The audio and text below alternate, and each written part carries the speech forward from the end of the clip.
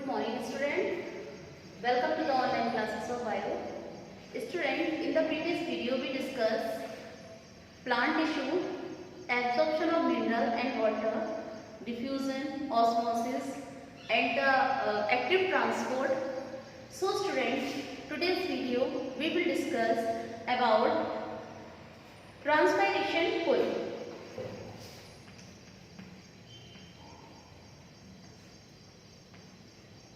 Transpiration pull. What is the meaning of transpiration pull? तो बेटा जब लीव से मीन्स प्लांट का जो एरियल पार्ट होते हैं, जैसे कि हमने यहाँ पर लीव ले लिया है, और जब लीव से क्या होता है वाटर इवेपोरेट होता है, तो ये वाटर कहाँ से आता है? वाटर जाइलम वेसल्स जो होती हैं वो वाटर को रूट में यानी कि सॉइल में से रूट की या रूट हेयर की हेल्प से उसको क्या करती हैं, एब्जॉर्ब करती हैं। उसके बाद जो एक्सेस वाटर होता है वो इवेपोरेट हो जाता है, और जो वाटर होता है वो डिफरेंट टाइप ऑफ जो एक्टिविटीज होती हैं उसमें यूज कर लिया जाता है। तो इसको हम बोलते हैं ट्रांसपायरेशन पुल, मतलब वो प्रेशर से जिससे कि वो वाटर को सॉइल से क्या किया जा रहा है, पुल किया जा रहा है। ओके, अब इसके बाद एसिड ऑफ सेफ का क्या मतलब है?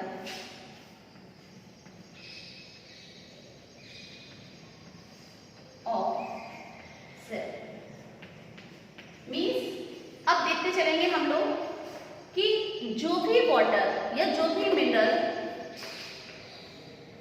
रूट की हेल्प से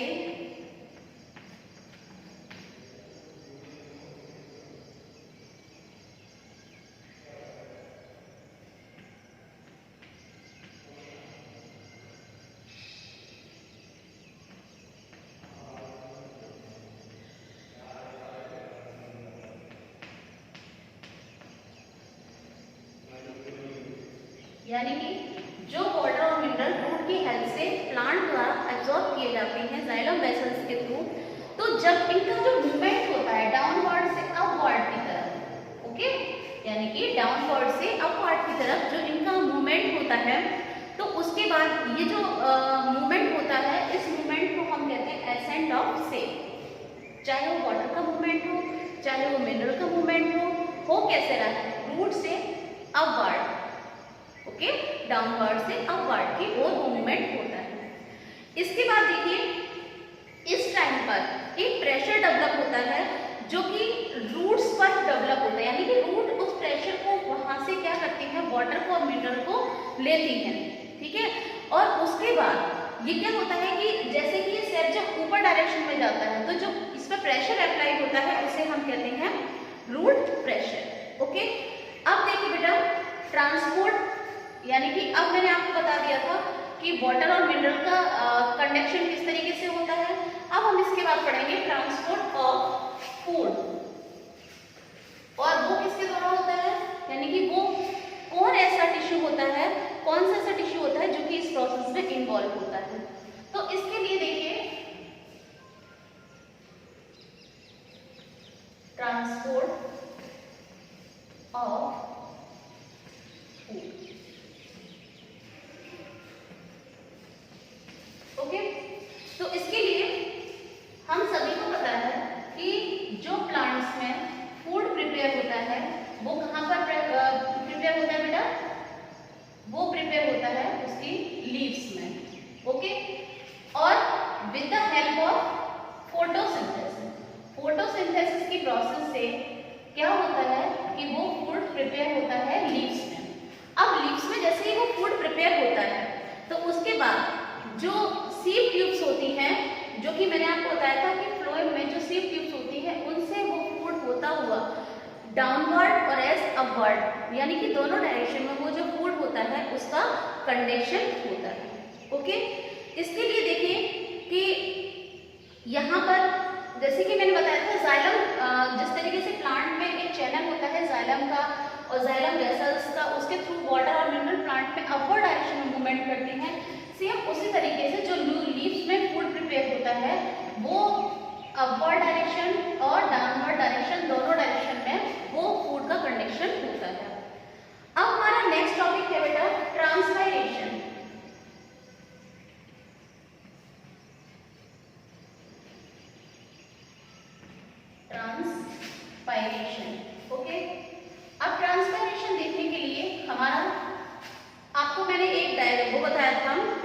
ट्रांसपायरेशन को उसी से थोड़ी सा ये जो डेफिनेशन है वो रिलेटेड है।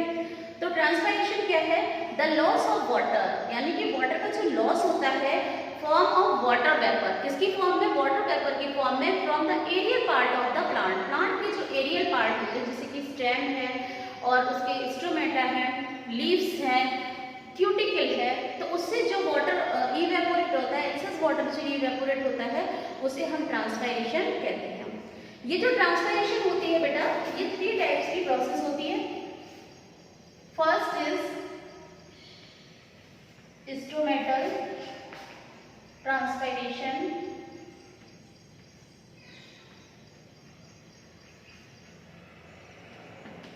Okay, cuticular transpiration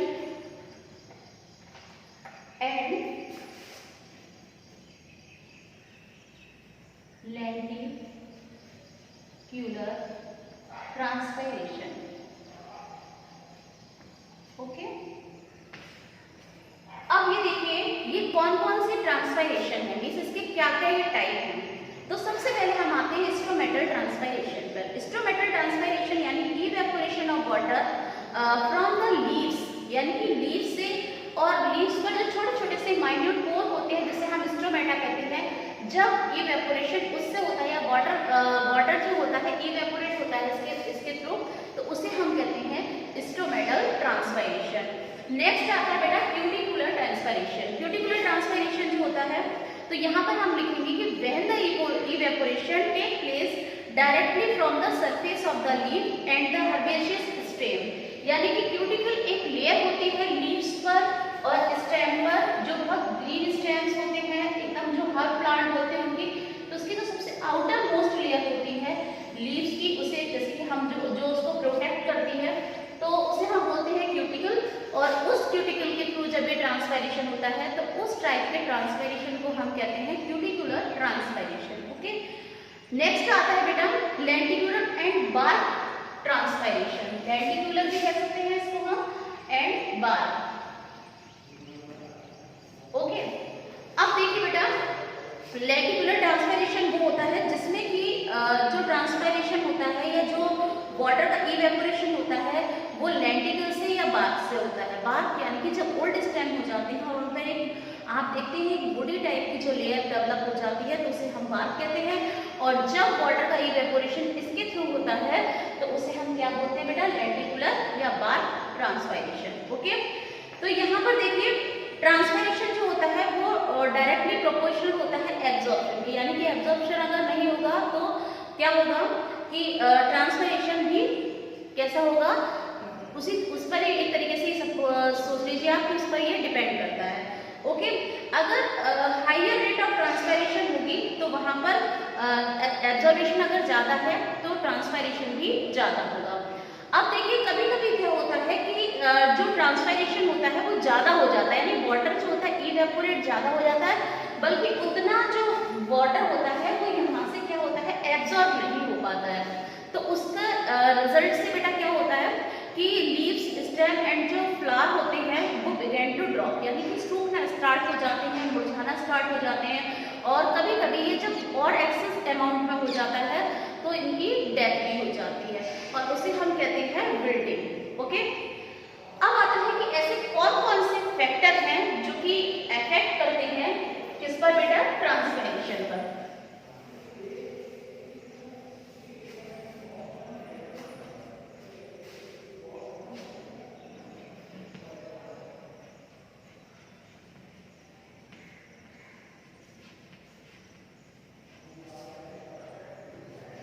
Factor affecting the rate of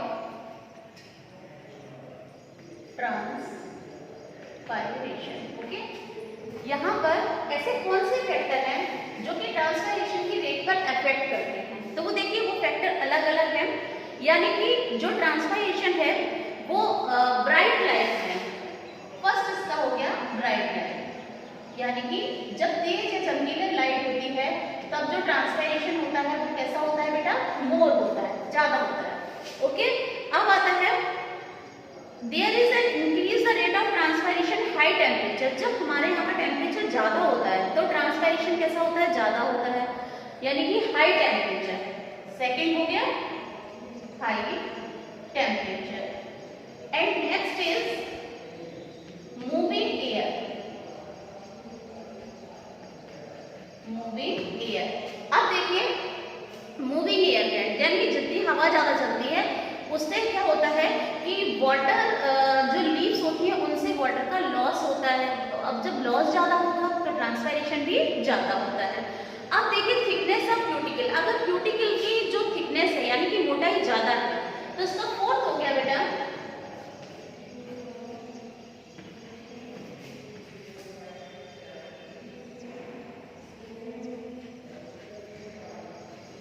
cuticle and number of stomata.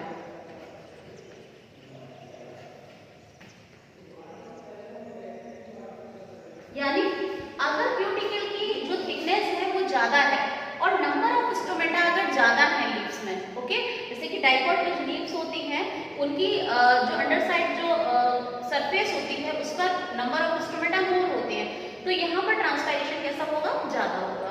Okay, high humidity, अब आता है high humidity reduce the rate of transpiration outward और द डिफ्यूजन, यानी कि तो यहाँ पर क्या होता है कि हाई ह्यूमिडिटी यानी कि जब हमारी उसमें यानी कि हाई ह्यूमिडिटी का मतलब क्या होता है कि जिसमें कि जो वाटर की जो वाटर वेपर की जो मात्रा होती है यानी अमाउंट होता है एयर में उसे हम ह्यूमिडिटी कहते हैं। अब जब हाई ह्यूमिडिटी होती है यानी कि इसमें मॉइस्चर ज़्यादा होता है तो उसमें थोड़ा सा ट्रांसपायरेशन जो होता है वो कैसा होता है, रिड्यूस हो जाता है यानी कि थोड़ा सा कम हो जाता है। अब इसकी इम्पोर्टेंस क्या है ट्रांसपायरेशन की, मीन्स फैक्टर देख लिए हम लोगों ने, ट्रांसपायरेशन देख लिया, इसके टाइप्स देख लिए बेटा। अब आता है इम्पोर्टेंस ऑफ ट्रांसपायरेशन क्या है। तो ट्रांसपायरेशन से क्या होता है कि अगर ट्रांसपायरेशन होता है तो जो आपको मैंने बताया जो सेल शेप होता है जो कि मूवमेंट करता है डाउनवर्ड से अपवर्ड की ओर, क्योंकि अगर वाटर जाएगा एब्जॉर्ब होके तो उसके साथ वाटर और मिनरल भी मूवमेंट करेंगे, तो एक ये भी इससे इम्पोर्टेंस है कि इससे वाटर और मिनरल भी मूवमेंट करते हैं। या कंसंट्रेशन ऑफ सेप जो होता है प्लांट में वो ऑस्मोसिस के थ्रू इससे क्या होता है, लीड करता है इसको। नेक्स्ट आता है इसमें जो प्लांट होते हैं वो क्या करते हैं कि जो भी मतलब हीट हो जाते हैं अपनी एब्जॉर्ब करके या जो भी उनके अंदर मैकेनिकल प्रोसेस वगैरह होती हैं उसको करते हुए, तो यहाँ पर क्या होता है कि जो ट्रांसपायरेशन से वो क्या होता है कूलिंग इफेक्ट आ जाता है। जैसे सपोज दैट जब हम लोगों को ही पसीना आता है उसके बाद जब हवा चलती है तो आपको बहुत ठंडा ठंडा सा लगता है, तो इस तरीके से ये प्लांट को क्या करते हैं, कूलिंग इफेक्ट देते हैं। इसके बाद जो सॉल्ट होते हैं जो मिनरल होते हैं वो डाउनवर्ड से अपवर्ड डायरेक्शन में मूवमेंट करते हैं, किससे बेटा, ट्रांसपायरेशन से। उसके बाद इसके बाद जो एक्सेस वाटर होता है वो इससे इवेपोरेट हो जाता है प्लांट से, और इससे क्या होता है कभी कभी वो इतनी ज़्यादा एक्सेस अमाउंट में इवेपोरेट होता है जिससे कि प्लांट की डेथ भी हो जाती है। अब हम आते हैं nutrient element of the plant.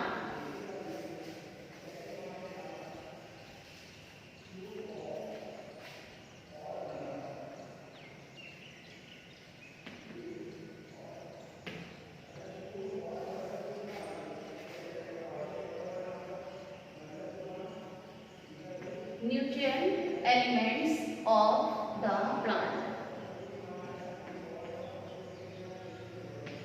अब देखेंगे बेटा कि जिस तरीके से हमको कार्बोहाइड्रेट, फैट, विटामिन, मिनरल या बैलेंस डाइट की जिस तरीके से हमको रिक्वायरमेंट होती है ठीक इसी तरीके से प्लांट को भी इसकी रिक्वायरमेंट होती है।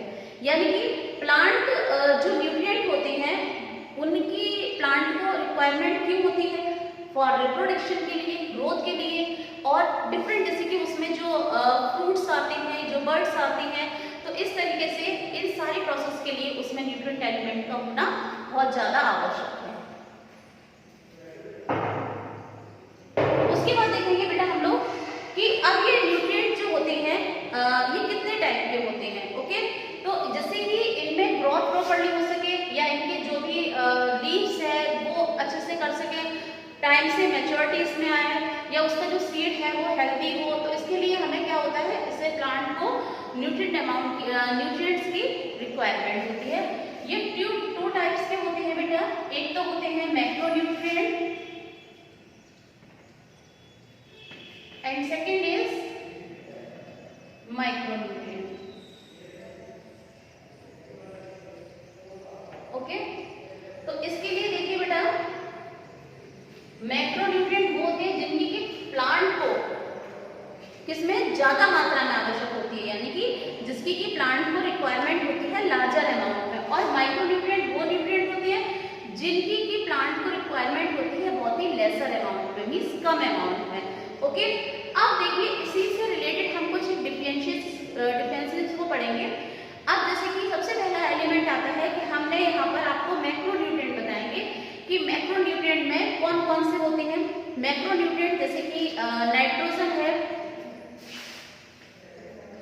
पोटेशियम है,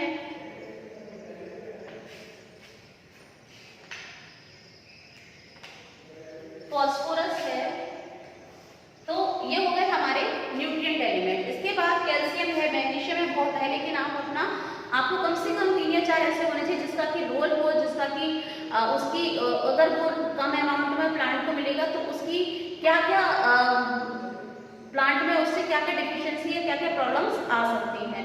तो इसके बाद देखिए इसमें क्या है, जैसे कि बोरॉन है, कोबाल्ट है, सॉरी कॉपर है, आयरन है।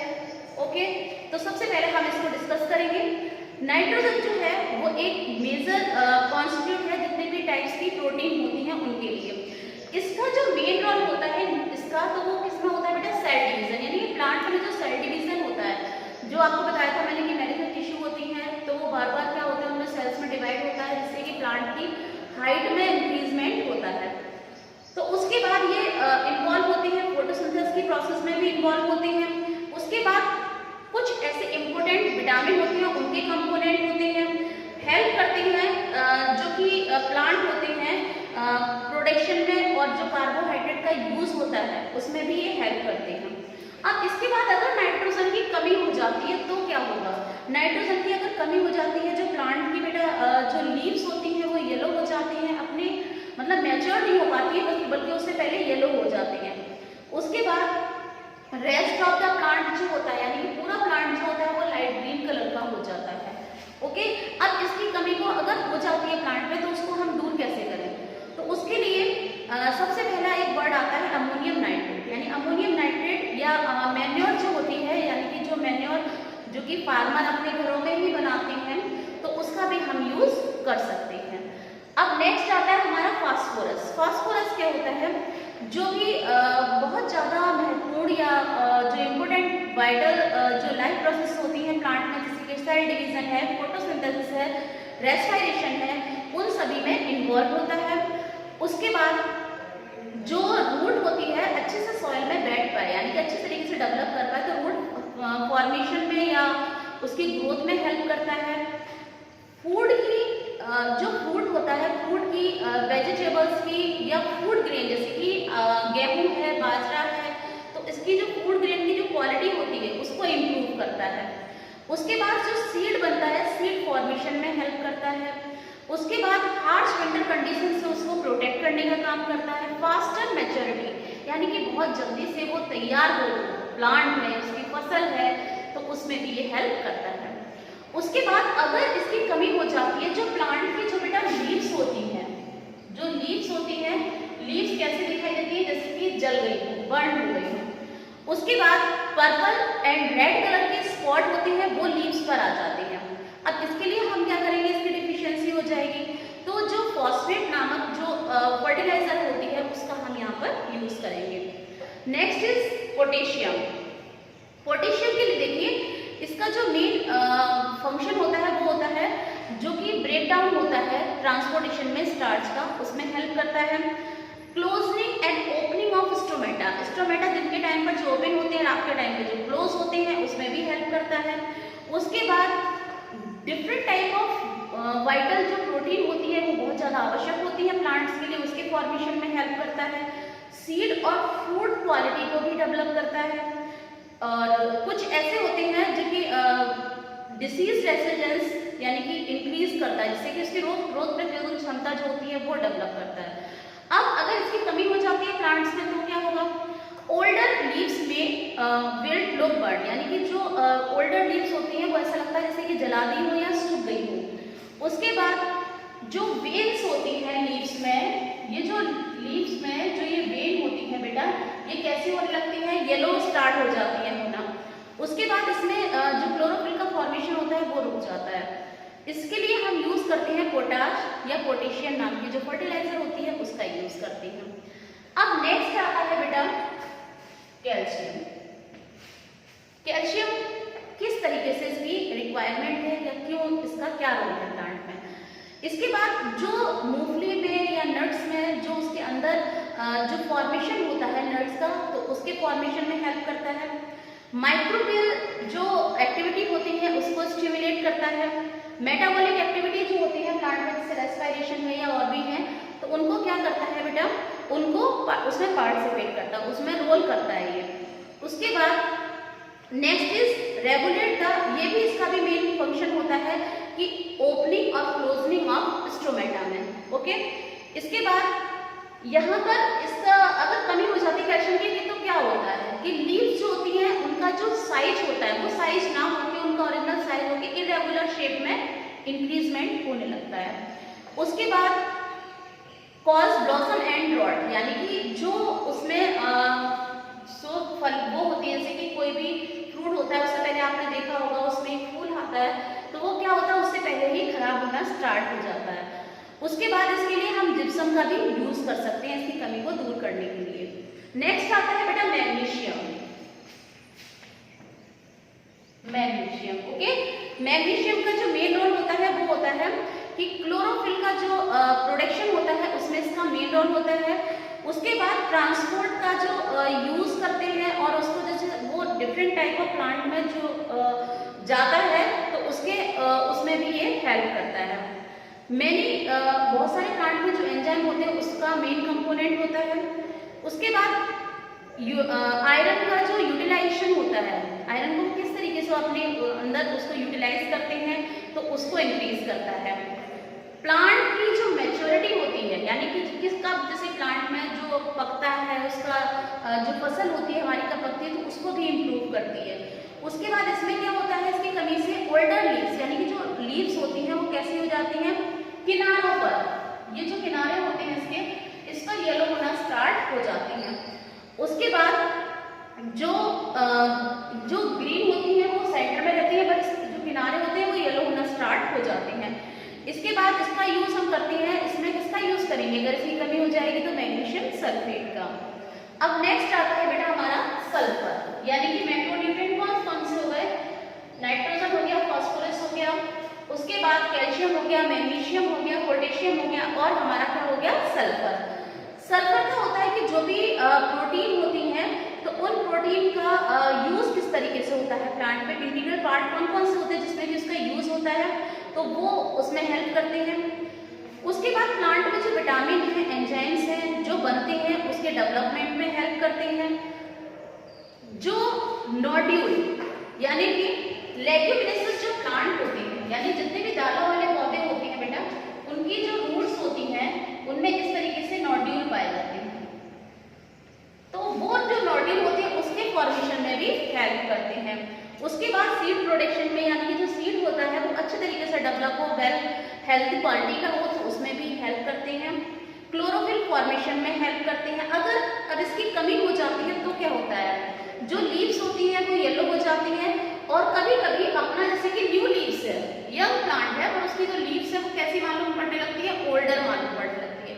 अब इसकी हम कमी को किस तरीके से पूरा करेंगे, तो इसके लिए हम यूज करते हैं सल्फेट नामक फर्टिलाइजर का। ओके स्टूडेंट, तो इस वीडियो में हमने transpiration, ascent of sap, transpiration pull and the micronutrient और कौन कौन से ऐसे माइक्रोन्यूट्रिएंट हैं, उनका प्लांट में क्या रोल है, उनकी कमी से प्लांट्स में किस तरीके के सिम्टम दिखाई देने लगते हैं और उस कमी को, उस डिफिशियंसी को हम किस तरीके से दूर करते हैं। ओके स्टूडेंट, तो इस वाली वीडियो में हमने देखा, नेक्स्ट वीडियो में हम कवर करेंगे माइक्रोन्यूट्रिएंट ऑफ द प्लांट।